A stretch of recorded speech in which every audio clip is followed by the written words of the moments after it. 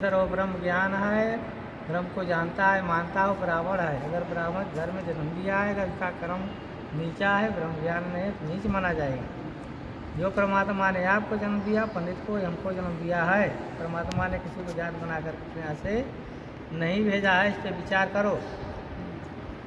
ये बातें जब गुरु जी इतना बोले तो राजा का दिमाग खुल गया कि भाई रविदास जी तो बहुत ऊंची ज्ञान बता रहे हैं। ये सब तो हमको भी जानकारी नहीं था, जितनी बातें बोले। ये तो सही बात बोल रहे हैं। जो परमात्मा ने हमको जन्म दिया, उनको जन्म पंडित को जो उनको भी दिया है। मैं न्याय गद्दी पर बैठा हूँ, मैं किसी के कहने के ऊपर मैं अन्याय नहीं करूँगा। मैं जो फैसला करूँगा सही करूँगा। आज के लोग जो है न्याय करने वाले नहीं है, पक्षपात करने वाले हैं। हाँ, जहाँ लोभ मोह है ना, तो वहाँ सत्य नहीं रहता है। हाँ हाँ, तो वो जो है वो जो क्या हुआ, जब वो बोल दिए राजा कि नहीं रविदास को मैं दंडित नहीं करूँगा, इनकी कोई गलती मेरे समझ में नहीं आया। पंडित फिर इकट्ठे हुए थे कि अब तो राजा रविदास को निकालेंगे, पूजा पाठ से बंदित करेंगे।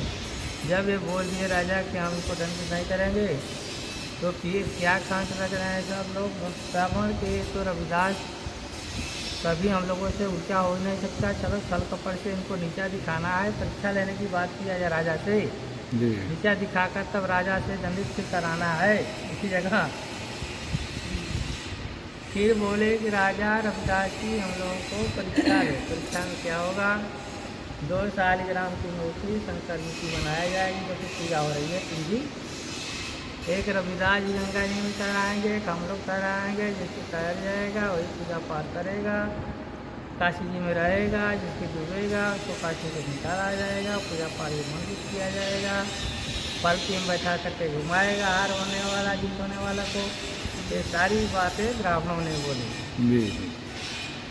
गुरु जी से राजा बोले कि रविदास ऐसे बोल रहे हैं, लोग परीक्षा लेने की बात बोल रहे हैं। गुरु जी बोले कोई बात नहीं राजा, चलो हमको मंजूर है, मैंने मान लिया।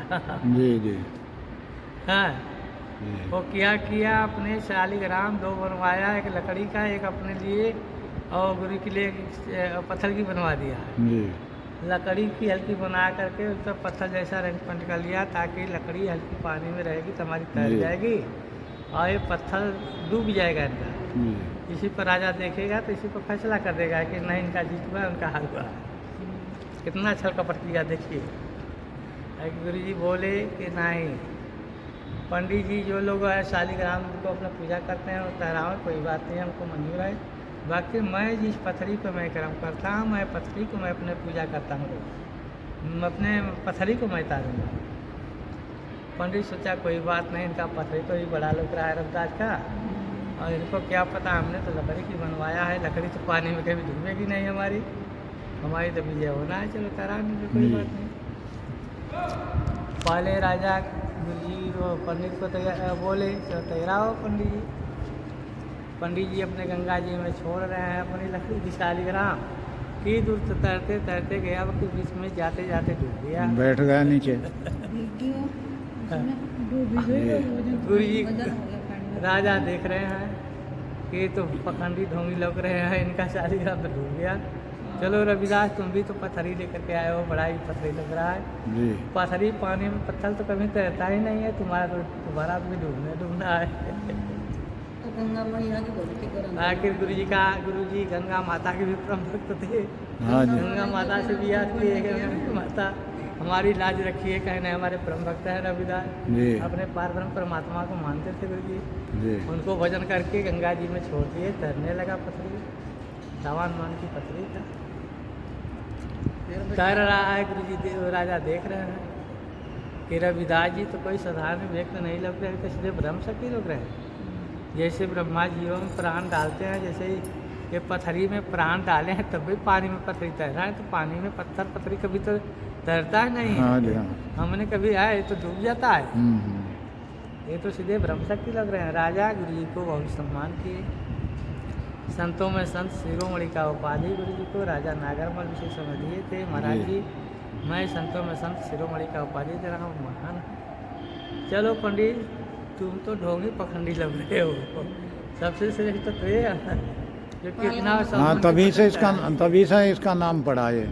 हाँ, तो राजा गुरु जी को बोले कि महाराज पंडित को बोले चलो तैयार हो जाओ अपने दंड के लिए। तुम ही बोले हो कि इसकी डूबेगा, उसको काशी से निकाला जाएगा, पूजा पाठ से वंचित किया जाएगा, पालकी में बैठा कर घुमाने की भी बात बोले हो। चलो तैयारी करो, इनकी तो जीत हुआ, तुम्हारी हार हुआ है। इधर उधर टच करने की कोशिश करने लगा।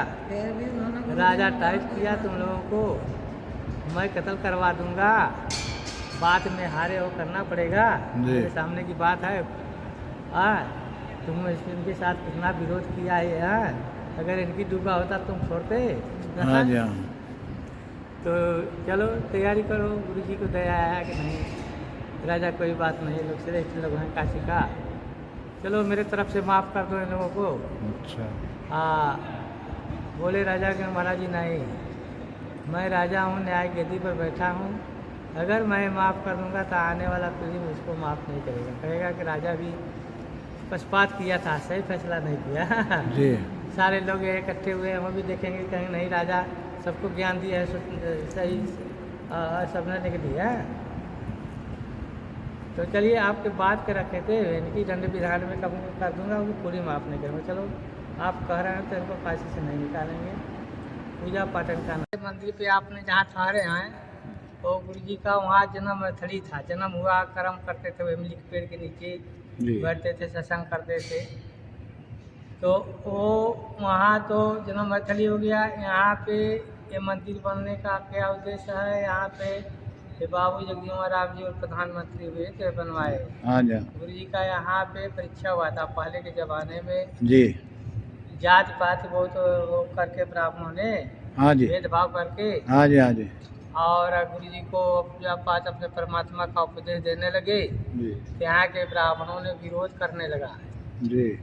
कि गुरु जबदास तुम तो छोटे कुल में जन्म लिए हो, ये तो ब्राह्मणों को कर्म कर रहे हो, पूजा पाठ उपदेश दे रहे हो, तुम लोगों को दूसरे की सेवा करने का अधिकार है, ब्राह्मणों को कर्म बंद करो। हाँ जी। गुरु जी बोले कि पंडित जी कुल से ब्राह्मण नहीं होते हैं, क्रम से ब्राह्मण होते हैं, ज्ञान को ब्राह्मण कहा गया है। जी हाँ। जिसके अंदर ब्रह्म ज्ञान है वो सभी ब्राह्मण होता है। जी जी। कर्म ब्राह्मण कर्म जन्म लिया है, अगर कर्म उसका नीचा है तो नीच माना जाएगा। आपका जातिया कोई है, उसके अंदर ब्रह्म ज्ञान है, ब्रह्म को जानता है, मानता है, जी। तो ब्राह्मण है। मैं भी कर्म से ब्राह्मण हूँ, हाँ मेरे अंदर ब्रह्म ज्ञान है, ब्रह्म को जानता हूँ, मानता हूँ। बोला जनेऊ नहीं है रविदास तुम्हारे पास, देखो ब्राह्मण मैं हूँ, मेरे पास जनेऊ है, तुम्हारे पास जनेऊ नहीं, बराबर बन रहे हो। अच्छा, वो चीर करके दिखा दिया। हाँ गुरु जी ने बोले कि सत्य का सूत, संतोष का जनेऊ, दया की धोती, तिलक सत्य का। अगर जिसके पास सत्य है तो तिलक लगाया है, संतोष है जिसके पास तो जनेऊ पहना है, जिसके पास दया है वो धोती पहना है। हाँ यही सबसे बड़ा जनेऊ है। और ये तुम तो ये दिखावा जनेऊ पहने हो, तुम्हारे अंदर न सत्य है, न संतोष है, न दया है। तो मेरे पास तो सब कुछ है, 4 युगों का मैं जनेऊ मेरे पास मैं दिखा सकता हूँ। वो बोले कि कहाँ है, दिखाई नहीं देता, अंदर है क्या दिखाओ। गुरु जी ने अपने रापी से कंधा चीर करके 4 युग दिखाया। सतयुग में सोने का, त्रेता में चांदी का, द्वापर में तांबे का, कलयुग में सूत का, 4 युगों का गुरु जी ने जनेऊ दिखा दिया जी। ब्राह्मणों ने देखा कि से तो रविदास तो सही का जनेऊ दिखा दिए, भाई तो पहुँचे हुए फकीर लोग रहे, अब क्या किया जाए, मान भी नहीं रहे हैं। एक काशी जी में रह जाएंगे तो इसकी नाम ऊपर चला जाएगा, हम लोगों का नाम नीचे चला जाएगा। चलो इनको काशी से निकलवाना है, पूजा पाठ से वंचित कराना है।